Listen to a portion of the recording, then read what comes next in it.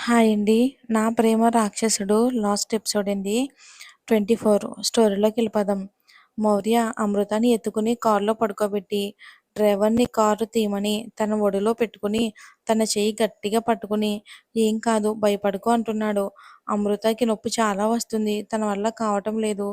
"Sir చాలా నొప్పిగా ఉంది" అని ఏడుస్తుంది. అమృత అలా ఏడుస్తూ ఉంటే తనకి భయంగా ఉంది. "ఏం కాదు హాస్పిటల్‌కి వచ్చేసాం తగ్గిపోతుంది" అని తనని తల నిమురుతున్నాడు. తనకి ధైర్యం చెప్తున్నాడు కానీ తనకి చాలా టెన్షన్ ఉంది. హాస్పిటల్ రాగానే తనే స్వయంగా అమృతాని ఎత్తుకుని తనని చూస్తున్న డాక్టర్ దగ్గరికి వెళ్ళాడు. అమృతాని అలా తీసుకురావడం చూసిన డాక్టర్, "నేను అనుకున్నదే అయ్యింది. ఇప్పుడెలా? ఏం చెయ్యాలి?" మౌర్య, "డాక్టర్ తనకి కడుపులో నొప్పిగా ఉంది అని బాధపడుతుంది. మీరు బయట కూర్చోండి. నేను తనని చూస్తాను" అని చెక్ చేసి నొప్పి తగ్గడానికి ఇంజెక్షన్ ఇచ్చింది. మౌర్య బయట ఉన్నా కానీ అమృత అరుపులు వినిపించడంతో తన కంట్లో కన్నీళ్లు కారుతున్నాయి. అమృత ఏడుపు ఆగిపోవడంతో మౌర్య డాక్టర్ దగ్గరికి వెళ్ళి, "మేడం ఏమయ్యింది? తనకు హఠాత్తుగా కడుపు నొప్పి ఏంటి?" అన్నాడు. డాక్టర్, "చూడండి మిస్టర్ మౌర్య, ముందుగా నన్ను క్షమించగలరని కోరుకుంటున్నాను. ఏం జరిగిందో చెప్పకుండా ఏదేదో చెప్తున్నారు ఎందుకు మీరు" అని అన్నాడు. "ముందు నేను చెప్పేది మీరు ప్రశాంతంగా వినండి. అమృత గర్భిణి అని తెలిసి తనని మీరు నా దగ్గరికి తీసుకుని వచ్చారు. నేను తనని చెక్ చేసిన తర్వాత నాకెందుకో సందేహంగా అనిపించింది. తనకి కొన్ని పరీక్షలు చేశాను. అప్పుడు తెలిసిన విషయం ఏంటి అంటే తన గర్భసంచి బిడ్డను మోయటానికి సహకరించదు అని. అలా అని బిడ్డను మోస్తే బేబీ బరువు పెరిగే కొద్దీ అమృతకి ఊపిరి తీసుకోవటం కష్టం అవుతుంది. దాని ఫలితమే ఇందాక తనకి వచ్చిన కడుపు నొప్పి. కేవలం తనకి కడుపు నొప్పి మాత్రమే రాలేదు. తనకి ఊపిరి కూడా కష్టంగా మారింది. మీరది గమనించలేదు. డాక్టర్ అసలు మీరేం చెప్తున్నారు? మీరు ముందుగా నాకెందుకు చెప్పలేదు" అని గట్టిగా అరిచాడు. "మీ బాధ నాకు అర్థమవుతుంది. తను మీకు మాట ఇచ్చాను. మీ చేతిలో ఎలా అయినా ఒక బిడ్డని పెట్టాలి అని పంతం పట్టింది. మీకు చెప్పాలని చాలా ప్రయత్నించాను కానీ అమృత, మీరు నా భర్తకి నిజం చెప్పారంటే ఇదే నా ఆఖరి రోజు అవుతుంది" అంది. తను అలా చెప్పగానే, "మీరు భయపడ్డారా? ఇప్పుడు తనకేమైనా అయితే మాత్రం నేనేం చేస్తానో కూడా మీరు ఊహించలేరు. మీ బాధని అర్థం చేసుకోగలను. తను బ్రతకాలని అమృత కోరుకుంటే అది తన చేతుల్లోనే ఉంది. మనం ఏం చేయడానికైనా లేదు." మౌర్యకి అమృత మీద చాలా కోపంగా ఉంది. కడుపులో పాప పరిస్థితి ఎలా ఉంది? తనకి ప్రస్తుతానికి ప్రాబ్లం ఏమీ లేదు కదా అని అన్నాడు. వెంటనే, "అలాగే ఇంకొక విషయం, తన గర్భసంచి కూడా తీసేయాలని కూడా చెప్పింది." "ఓకే డాక్టర్, తను క్షేమంగా ఉండటమే మాకు కావాలి. తనకి కాసేపట్లో స్పృహ వస్తుంది. నేను ఆపరేషన్‌కి ఏర్పాట్లు చేస్తానని వెళ్ళింది. మౌర్య అమృత పక్కన కూర్చుని తన చెయ్యి పట్టుకుని, "నేను నిన్ను ఎన్నో సార్లు అడిగాను. నా దగ్గర ఏదో దాస్తున్నావా అని అనిపించింది. నువ్వు నాతో ఏమీ చెప్పలేదు. కనీసం నువ్వు ప్రెగ్నెంట్ అయినప్పుడైనా కూడా నీ సమస్య నాకు చెప్పాలి అని అనిపించలేదా? నువ్వు వదిలి వెళ్ళిపోయినందుకు 4 ఏళ్ళు అందరికీ దూరంగా వెళ్ళిపోయాను. ఇప్పుడు నీకేమైనా జరిగితే నువ్వు లేకుండా నేనెలా బ్రతుకుతానని నువ్వు అనుకున్నావు?" అమృతకు మౌర్య మాట్లాడుతున్న మాటలు వినిపిస్తున్నాయి. మెల్లగా కళ్ళు తెరిచి మౌర్యని చూసి, "క్షమించండి సార్" అని అంది. "ఇప్పుడు నువ్వు బాగుంటే నా చేతిలో అయిపోయేదానివి. నీకు ఎలా అనిపించిందే? నాకు బిడ్డ మాత్రమే ముఖ్యమని. నీ సమస్య ముందే చెప్తే నేనిలా చేసేవాడిని కాదు. నీకు దూరంగా ఉండేవాడిని. మనకి దేవాన్ష్ ఉన్నాడు కదా! అసలేమైంది ఇప్పుడు? నిజం చెప్పు" అని అన్నాడు. మౌర్య అలా మాట్లాడుతూ ఉంటే తనకి కన్నీరు ఆగటం లేదు. ఏడుస్తూనే, "దేవాన్ష్ నా కడుపులో ఉన్నప్పుడు 9వ నెలలో ఇంట్లో కాలు జారి కింద పడ్డాను. బామ్మ అది చూసి నన్ను హాస్పిటల్‌కి తీసుకుని వెళ్లారు. స్కాన్ చేసి డాక్టర్ లోపల బిడ్డకి సమస్య ఏమీ లేదు. కానీ ఇంకోసారి ఇలా జరిగితే నీ ప్రాణానికి కూడా ప్రమాదం అని చెప్పారు. అప్పుడు బేబీకి ఏమీ కాలేదని చెప్పిన తర్వాత నా భయం తగ్గింది. ఈ బిడ్డ మన ప్రేమకి గుర్తు. అది తనకి ఏమైనా జరిగితే నేను కూడా బ్రతికేదాన్నే కాదు." ఆ తర్వాత 2 వారాలకు సాధారణ డెలివరీ అయ్యింది. హాస్పిటల్‌లో 3 రోజులు ఉన్నాను. నాకు తోడుగా బామ్మ కూడా ఉన్నారు. తర్వాత ఒక నెలకి కడుపు నొప్పొచ్చింది. అది మామూలుగా ఉంది అని పెద్దగా నేను పట్టించుకోలేదు. ఉన్నట్టుండి నాకు సడెన్‌గా నొప్పి ఎక్కువైపోయింది. బాబుని బామ్మకిచ్చి హాస్పిటల్‌కి వెళ్ళాను. డాక్టర్ స్కాన్ చేసి, "మీరు కడుపుతో ఉన్నప్పుడు కింద పడ్డారు కదా! ఆ టైంలో బాబు ఉండటం వలన సమస్య తెలియలేదు. ఇప్పుడు స్కాన్‌లో తెలిసింది. మీరు మళ్ళీ గర్భవతి అయితే మీ ప్రాణానికి ప్రమాదం అవుతుంది. డాక్టర్ ఏమంటున్నారు మీరు? నిజం అమృత. నీ గర్భసంచిలో మరో బేబీని క్యారీ చేయలేదు. అలా చెయ్యాలని చూస్తే మాత్రం నీ ప్రాణానికే ప్రమాదం అవుతుంది. పాప పెరుగుతున్న కొద్దీ గర్భసంచి మధ్య ప్రెషర్ పడి డెలివరీ టైంకి కడుపు నొప్పి రావటం, ఊపిరి తీసుకోవటం కష్టంగా అవ్వడం అవుతుంది. కడుపులో ఉన్న బేబీకి కూడా సమస్య అవుతుంది. డెలివరీ టైంలో పాప చనిపోయే ప్రమాదం కూడా ఉంది. మరి ఇది నాతో ఎందుకు చెప్పలేదు? ఇప్పుడు ఇలా అయ్యేది కాదు కదా! మీరు నాతో అగ్రిమెంట్ మీద సంతకం చేయించారు కదా!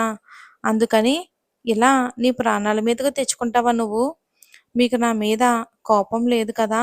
ఉంది. చాలా కోపం ఉంది. ఎందుకో చెప్పనా? నువ్విలా నాతో చెప్పకుండా నా దగ్గర విషయం దాచినందుకు.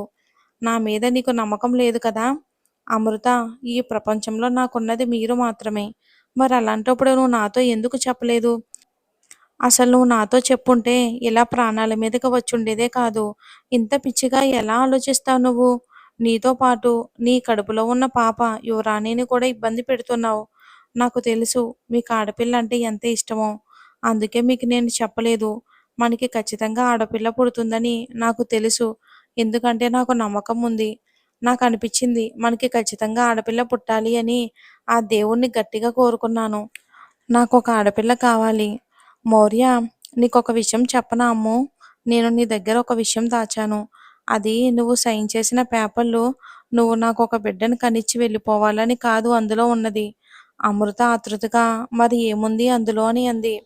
మౌర్య, అందుకే చదివి సైన్ చేయమన్నా. నువ్వేమన్నావు? ముందే తెలుసు కదా అందులో ఏముందో అని పెద్ద భారీ డైలాగులు కొట్టి పేపర్ చదవలేదు. ఇంతలో డాక్టర్ వచ్చి, మౌర్య, మేము తనని ఆపరేషన్ థియేటర్‌కి తీసుకొని వెళ్ళాలి అని వార్డ్ బాయ్ వచ్చి అమృతని స్ట్రెచ్చర్ మీద తీసుకెళ్తూ ఉంటే తను మౌర్య చెయ్యి పట్టుకుని, నేను వెళ్తాను. ఇప్పుడు వెళ్తే మళ్ళీ తిరిగి వస్తానన్న నమ్మకం లేదు. మౌర్య, కూల్, ఆవేశపడకు. నా కూతురు నిన్నిబ్బంది పెట్టదు. అమృతని ఆపరేషన్ రూమ్‌లోకి తీసుకుని వెళ్ళే ముందు మౌర్యని సార్ అని పిలిచింది. తను ఏమైంది బేబీ పిలిచావని అడిగాడు. ఆ పేపర్‌లో ఏముంది అని అంది. మౌర్య, అందులో నువ్వు నా భార్య అని, ఈ పెళ్లి మా ఇష్టపూర్వకంగా చేసుకున్నామని, ఈ విషయం నీకు డెలివరీ తర్వాత చెప్పాలి అనుకున్నాను. ఇప్పుడు ఇలా చెప్పాల్సి వస్తుంది అని అనుకోలేదు. ఆనందంగా ఉందా బేబీ అని అడిగాడు. చాలా హ్యాపీగా ఉంది. ఎలా అయినా మీకోసం నేను మళ్ళీ తిరిగి వస్తాను అని అంది. ఇక సమయం ఎక్కువగా లేకపోవడంతో డాక్టర్ తొందరగా తీసుకురమ్మంది అమృతని. తను ఆపరేషన్ థియేటర్‌కి వెళ్ళగానే ఇక ఆనంద్ కూడా వచ్చారు. అమృత ఎక్కడా అని అన్నారు. ఇప్పుడే తీసుకెళ్లారు అని అన్నాడు. కానీ తన పరిస్థితి ఏంటి అని వారికేమీ చెప్పలేదు. దాదాపు 6 గంటల తర్వాత డాక్టర్ బయటికి వచ్చి ఆడపిల్ల పుట్టింది. మీరు నాతో రండి అని మౌర్యని తన క్యాబిన్‌కి తీసుకుని వెళ్ళింది. లీలా ఆనంద్‌కి చాలా హ్యాపీగా ఉంది. ఎందుకంటే అమ్మాయి పుట్టింది అనగానే. మౌర్యకి టెన్షన్‌గా ఉంది. అమృతకి ఏమయ్యింది అని. డాక్టర్, మీరు భయపడకండి. అమృతకి ఏం కాలేదు. బిడ్డ ఇద్దరు క్షేమంగా ఉన్నారు. తనని కొద్ది రోజులు జాగ్రత్తగా చూసుకోవాలి. మౌర్య కొంచెం ఊపిరి పీల్చుకున్నాడు. నేను తనని చూడొచ్చా డాక్టర్? తనని రూమ్‌కి షిఫ్ట్ చేస్తాం అప్పుడు వెళ్ళండి. మీ భార్యకి మీ మీద చాలా ప్రేముంది. తన ప్రాణానికి ప్రమాదం అని తెలిసి కూడా కేవలం మీకోసమే తను ఇంత ప్రమాదం తీసుకుంది. మౌర్య చిన్న స్మైల్ ఇచ్చి థ్యాంక్ యూ డాక్టర్ అని చెప్పి బయటికి వెళ్ళి తన స్నేహితుడికి కాల్ చేసి విషయం చెప్పారు. వారు కూడా చాలా హ్యాపీగా ఫీల్ అయ్యారు. అమృతని గదికి షిఫ్ట్ చేసిన తర్వాత మౌర్య వెళ్ళి పాపని ఎత్తుకుని, నీకోసం మీ అమ్మ చాలా కష్టపడింది చిట్టి తల్లి అని తన నుదుటి మీద ముద్దు పెట్టాడు. పాపని అమృత దగ్గరకు తీసుకుని వెళ్ళి, బేబీ, ధన్యవాదాలు. నా కోసమే కదా ఇంత కష్టపడ్డావు. మీ ఆనందం కోసం. పాప ఎలా ఉంది? అచ్చు దేవాంశిలా ఉంది. అందరూ పాపని అమృతాన్ని చూసి సంతోషపడ్డారు. అభి, మరి పార్టీ ఎప్పుడు అన్నారు. అభి వాళ్ళు, అది నేను అడగాలి నిన్ను. నేనెందుకు ఇవ్వాలిరా అని అన్నాడు. నువ్వే ఇవ్వాలిరా, నీ కొడుక్కి పెళ్ళాం పుట్టినందుకు అని అన్నాడు మౌర్య. నిన్ను అడిగాను చూడు, నాకు బుద్ధి లేదు. సరే ఏడవకురా, మన ప్రాజెక్టు అయిపోయిన తర్వాత పెద్ద పార్టీ ఇస్తాను అని అన్నాడు. ఇక ఒక వారం తర్వాత అమృతని పాపని ఇంటికి తీసుకుని వెళ్ళారు.